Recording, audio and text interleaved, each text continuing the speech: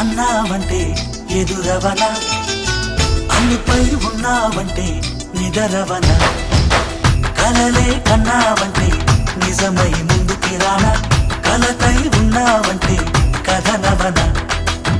అమ్మలో ఉండే సగం అక్షరం నేనే, నాన్నలో రెండో సగం లక్షణం నేనే. అమ్మ తోడు నాన్న తోడు అన్ని నీకు అన్నే చూడు, చెల్లిపోని బంధం నేనమ్మా, చిటి చెల్లెమ్మా, వెళ్ళిపోని చుట్టం నేనమ్మా.